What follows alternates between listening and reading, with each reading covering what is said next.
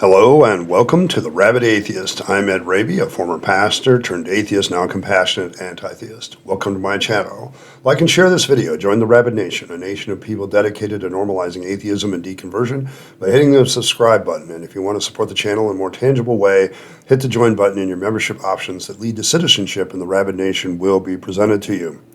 Today I am continuing on my Bible study series, Heroes of Faith, where we're looking through the list of the so-called heroes of faith in Hebrews 11 and asking what makes them a hero of faith in the eyes of the writer, and also, is that really a significant reason? Today we're looking at verses 20 and 21, where Isaac and Jacob get to be heroes of faith by doing the following. According to the writer of Hebrews in Hebrews 11, 20 and 21, this is what it says. By faith, Isaac blessed Jacob and Esau in regard to their future.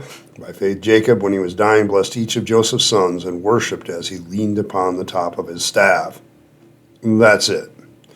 Now, I get that the writer of Hebrews is dealing with what he is perceived as fulfilling the blessings of Jacob, becoming Israel, and later on Ephraim and Manasseh coming out of Joseph, becoming different tribes, and the younger ends up being more significant than the older tribe, but there is some debate as to whether that actually happened. And the two sons of Joseph get blessed, at the end of Jacob's life. And so there's this idea that the story is a fulfillment of a lot of prophecies or prophetic understandings. But here's the problem. Because of what we know in scholarship, we know that the Old Testament was largely put together and fabricated and edited and massaged and everything else in probably the 5th, 6th century BC.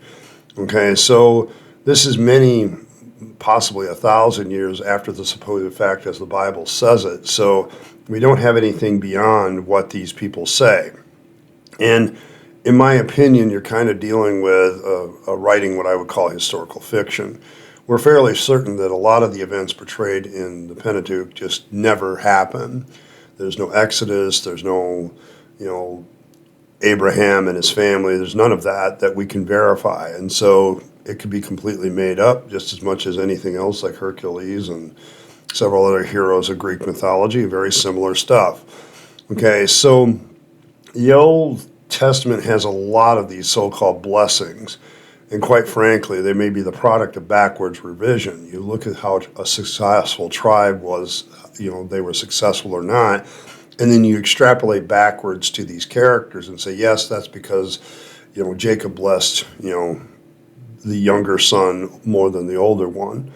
Okay, and then that's why they became more prominent than the other. They both became great, but this one was better. And that goes way back to Jacob's sons. Well, that's post hoc rationalization, or straight up maybe even making things up.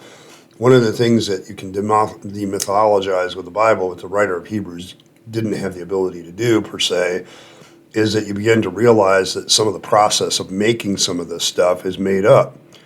In the case of the Old Testament, the revising process is what makes this blessing sort of look like it's being fulfilled by both men. But there's even debate about this because the blessings in question were written in very general horoscope-like terms as well. It's also easy to see how these could be self-fulfilling prophecies, seeing that all that is required is that they become great nations. This is a very general thing, and that's all that happens. If they hadn't had the so-called blessings, which were written by the editors after the fact, they could simply change them. Like, let's say the older son does become greater as a nation. It becomes perceived by the politics of the day as being a greater nation. Well, they just flip the blessing around when they write it down. See, the problem with that, all of this, is there just isn't anything there. So what is the writer of Hebrews driving at? What is he getting at? Well, he believed all this stuff was true and that it was history. And so he moved forward with that idea. But also, remember what he's doing throughout this. He's picking people who he constantly repeats didn't receive the promises, but still believe them in faith. Now, this is a very important thing because by the time the writer of Hebrews is writing, he is writing at a time when Christianity is moving into its second generation. The writer of Hebrews writes these passages, I think most likely, and most certainly after the writings of Paul have stopped, except some of the later ones, which are obvious forgeries. Okay, so what you end up having here is the writer of Hebrews is looking at Christianity, which is starting to fall apart, because if we take John the Baptist as a real character and Jesus as a real person and Paul as a real person, then all three of these men had this apocalyptic view of the future that, Jesus' death heralded the coming resurrection of all the saints, is what Paul was really driving at. Paul and Jesus and, all of them say this generation shall not pass before all these things become fulfilled. Well, now the generation is past, and they're moving in a second generation of Christianity. So how do you keep the faithful when things are starting to fall apart? And this is where I think the writer of Hebrews is trying to drive home a point. Okay, he's sitting there saying, hey, a lot of people haven't received promises but still believed in them. And he's going through this list. And we finally get to this point where something as mundane as saying nice things about your kids' future is a statement of faith. Look at that. They blessed these people looking to a future, and then it came about. But he's dealing with the ignorance of his audience about whether or not these are even historical characters. And it just keeps going forward along that vein.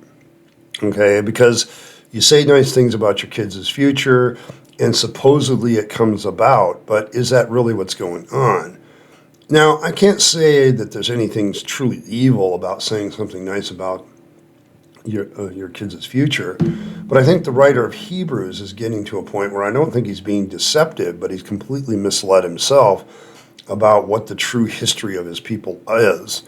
The more we study the history of the people of Israel, they were Canaanites, just like all the other Canaanites. They just happened to, live in the hills and rise up above the rest of them and kind of take over and push everybody else out of the way. And their God, Yahweh, becomes the preeminent God among many others. They didn't really have a monotheistic view. Everybody had their God, and they all acknowledged each other's gods, but they were always trying to figure out which God was stronger. And that's all you really see in the Old Testament. But the writer of Hebrews is kind of trying to take a different tack with it. He's trying to say, listen, none of these people received the promises.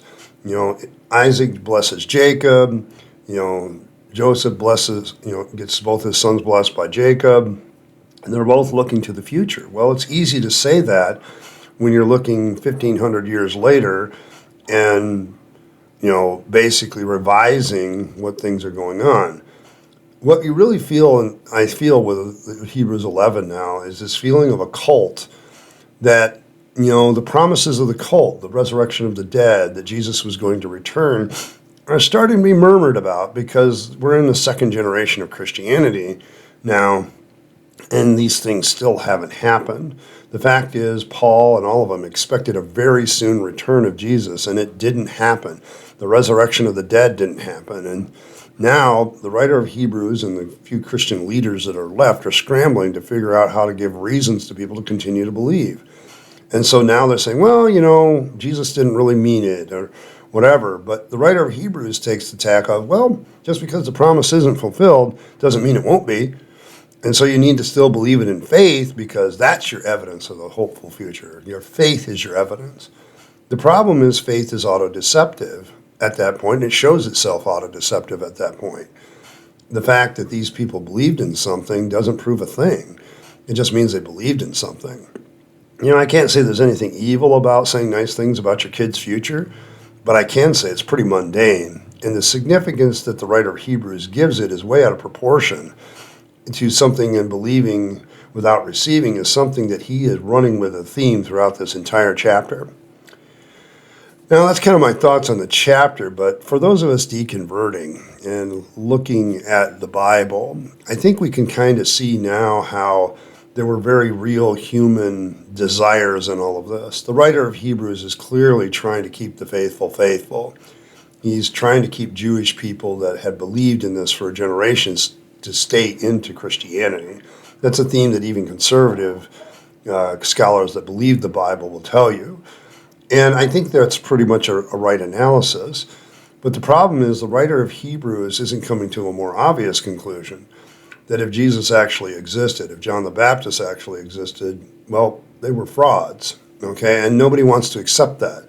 Everybody's invested too much time, energy, and everything else into this belief system, so they're going to hang on to it for just a little bit longer. And the way they're going to justify it is, we may have not received his promises, but we're still going to believe them, despite all else.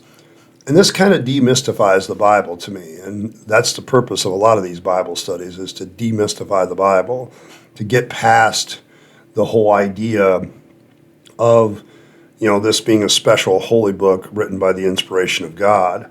The problem is you can see very human origins. I lose track of the number of times that people tell me, well, look at all the fulfilled prophecies. No, it's not fulfilled prophecy.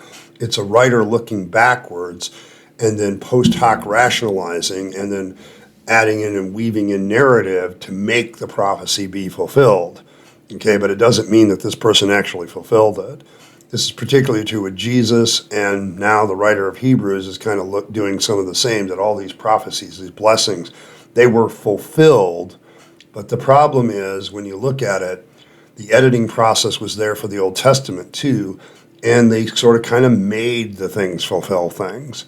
Okay, they just kind of, wrote it back into this fictional story.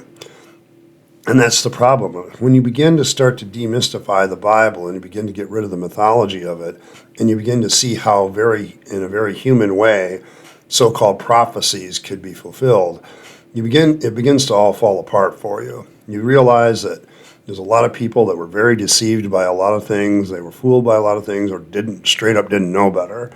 And this is what's happening. The Bible has survived and continues to survive, not because it's a holy book, but because people continue to believe its contents because of chapters like Hebrews 11, which basically say just keep believing regardless of whether you receive anything from God or not. Because, it's your faith that's the evidence that these things are going to happen. And you can be on your deathbed dying and still believing in something that you think you're going to receive and never receive it. And that's the most damaging thing about faith and this viewpoint that faith is somehow good.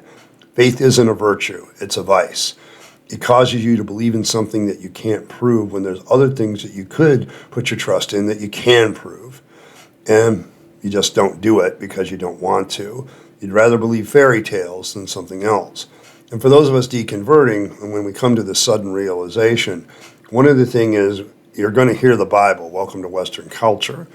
But I automatically look at it, well, what's the human origin story of this now? How did they revise or retcon or whatever, you might want to put a name to it, the text? And the fact is they did that a lot. And even in the New Testament, you see the difference between letters that are written early and narrative that's written early. And then later on, you see people appealing and doing all kinds of things to kind of justify the fact that a first generation has come and gone. The disciples have come and gone, and yet Jesus has not returned and the resurrection of the dead hasn't taken place. And so the later letters and the later excuses and things, the later apologetics for this, come out in some of the later letters that are clearly either forgeries or something like that, because they needed to do this to justify it. And the writer of Hebrews is simply one more of these, who comes up with this idea that faith is what should guide you. But he's basically saying, believe in something you can't prove just for the sake of believing it. And that's just not a good reason. Well, I'll be interested in hearing your thoughts on this one. I always find this idea of doing something mundane like, thinking nice thoughts about your kids is so significant for people who believe in faith. To me, everybody thinks nice thoughts about their kids' future. And it's easy to write in, they received that after the fact. So I guess I'll be interested in your opinions in the comments. And as always, thanks for stopping by. I appreciate every like, share, and subscribe. Just a shout out to my members, to my citizens, to my Rabyd citizens. Thank you very much for supporting this channel. It really motivates me emotionally to get up and do these videos and work on this channel because of you. So thank you very much.